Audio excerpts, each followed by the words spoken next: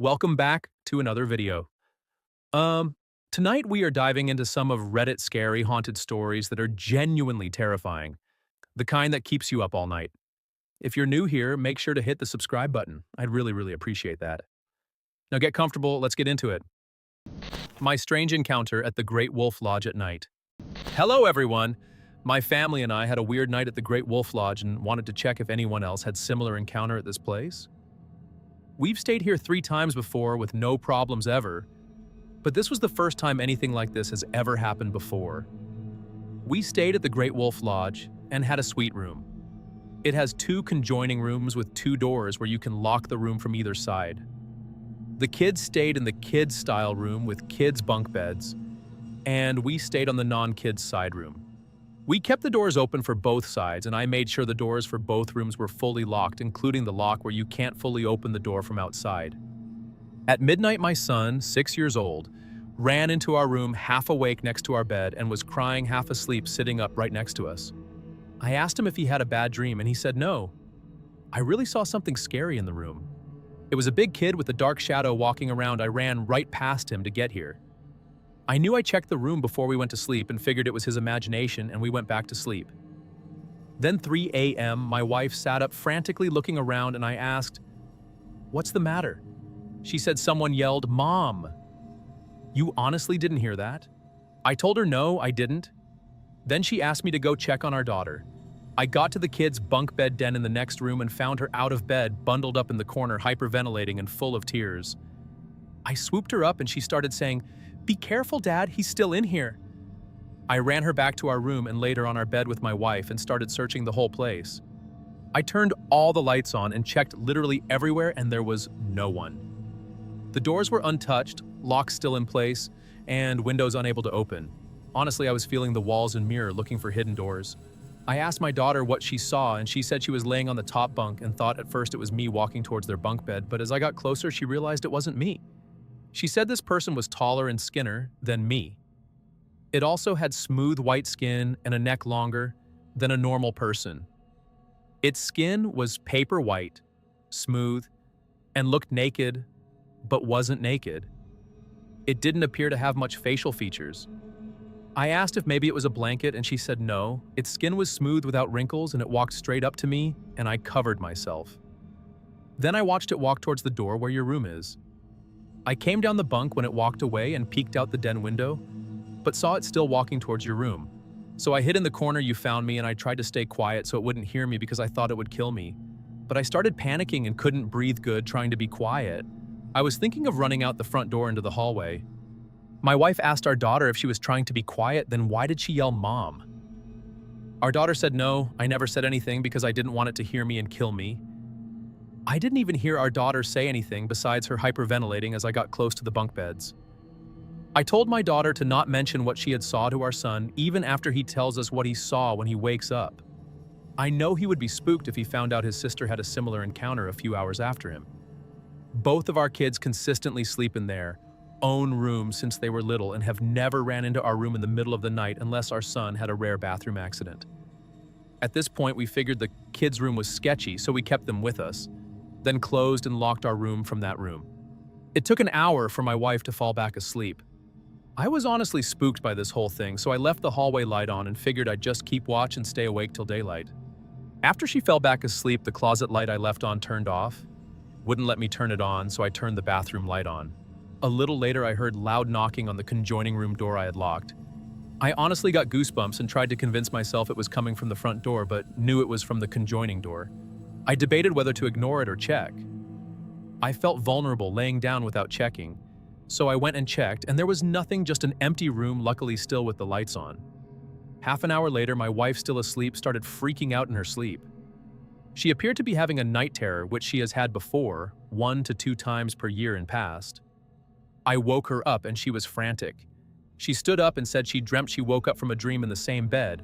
She went to the bathroom in our room, came out, and ended up being stuck in the other room locked in with the evil entity. She said I had her locked in the other room and she was knocking like crazy in her dream trying to get back in on our side before the entity got her. Later in the morning, our son woke up and we asked him to describe what he saw. He said he saw what looked like shape of a big tall kid with a long neck that was white/gray in color and had a scary big dark shadow walking around the room. He said it was making weird noises like it was speaking words he didn't understand. He said it walked right up to him in the bed and had big eyes that glowed like our cat's eyes look in the dark. As the sun came out, we got the courage to go into the other room and grab our belongings to leave. The last weird thing is the room had a weird smell which wasn't present there the day prior. It had smelt like a weird incense was lit. Kind of reminded me of those stick incense that were popular back in the 90s. So I personally didn't see this thing, but both of my kids, 6 and 9, who have never had an encounter like this saw same thing 3 hours apart from each other and had similar description of it without knowing each other's description of it. The only thing that differed in their description was my daughter. Said it appeared faceless, and my son said it had big glowy eyes and white/gray. Not just white. However, my daughter covered herself when it got closer, and my son watched it approach. I did, however, witness one. Both of my kids having similar encounter. 2, my wife wake up to someone yelling, "Mom." 3, the light turn off and not turn back on. 4, banging on the conjoining room door.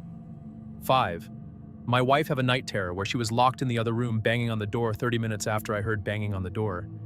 I've never really been a big believer on hauntings and paranormal stuff, but after this I'm left questioning it in my head and find myself thinking about it all the time.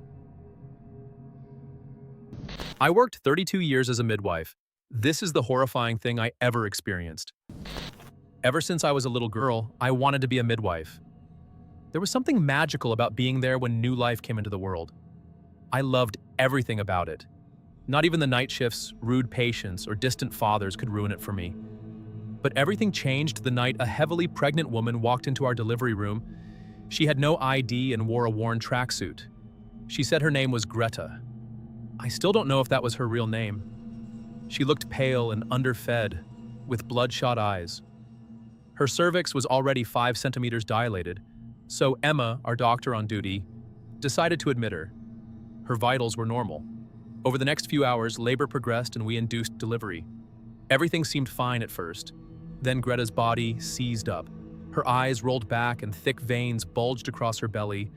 I'd never seen anything like it and called for help. But by the time the senior doctor arrived, Greta had calmed down. Soon after, she gave birth to a healthy baby without any problems. We examined the baby right there in the delivery room.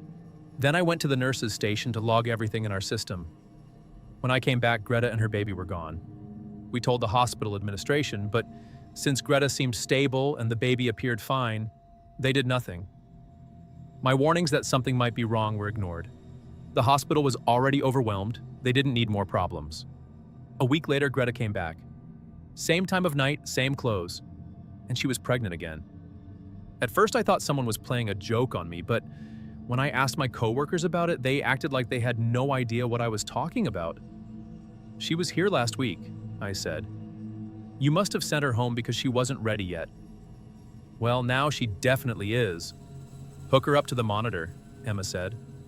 "No, she already gave birth last week." Emma gave me a look that was half concerned, half amused. "Maybe you should stop working nights," she said, and got to work. Everything happened exactly like before. Greta seized up, her eyes rolled back, then suddenly stopped. At exactly 2:45 a.m., she gave birth without complications. Then she disappeared again. This happened 4 more times over the next few weeks. She'd come in, seize up, give birth at 2:45 a.m., and vanish as quietly as she'd arrived. The 5th time, I noticed something on her belly. The veins formed a pattern, a circle with a square inside it. What did it mean? I couldn't stop thinking about it. So I decided to follow her next time. When she showed up again a week later, I told Emma I felt sick and needed to go home. She wasn't happy about it. The hospital was chronically short-staffed, but she let me go. I clocked out, went to the parking lot, and sat in my car where I could see her room. Right at 2:45 a.m., she had her baby.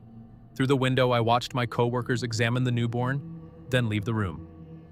Moments later, Greta got up, took her baby, and walked out. A few minutes later, she came out the main entrance and crossed the parking lot. I got out and followed at a distance. She'd just given birth but walked fast and steady, like it hadn't affected her at all. Sometimes new mothers bounce back quickly, but birth is exhausting. It's like running a 9-month marathon that ends with a triathlon. It takes a toll, no matter how fit you are. Greta crossed several streets and turned into the old industrial district. The streetlights barely worked, so I followed her through the shadows until she reached an old warehouse. She stopped at a heavy, rusted door. I hid behind a parked truck. I peeked around the corner, but she was gone. Then suddenly, she was behind me. I jumped and hit my head on the truck's cab. "They're waiting for you," she said. "Who?" She didn't answer. She just walked back to the warehouse. The door opened and she went inside. I knew I shouldn't follow her, but I couldn't help myself. The open door pulled at me like a magnet. My fear melted away and turned into something else. Whatever was inside that warehouse, it was meant for me. I belonged there. I'd never been so sure of anything in my life. It was time. They were waiting. Inside, the warehouse was filled with fog. It smelled like my childhood, like the lilies my mother grew, sunscreen, and barbecue. Something moved in the fog. Large tentacles glowing neon green came toward me. As they got closer, the colors grew brighter and the smell grew stronger. One tentacle touched me. I saw the pattern on its tip, a circle with a square in the center. And suddenly I understood everything. It was like the knowledge just appeared in my mind. They didn't have to explain.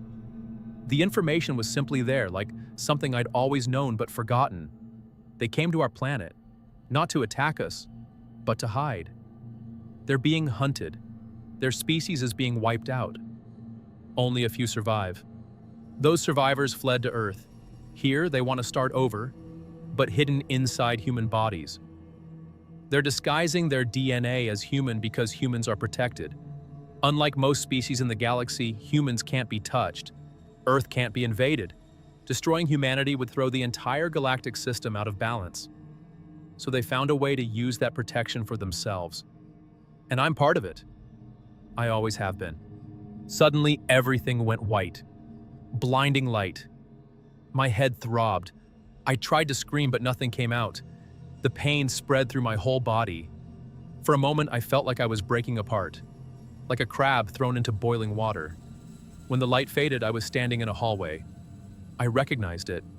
It was our delivery ward. I looked down. I was pregnant. "Can I help you?" someone said behind me. It was Emma, but she didn't recognize me. She looked concerned.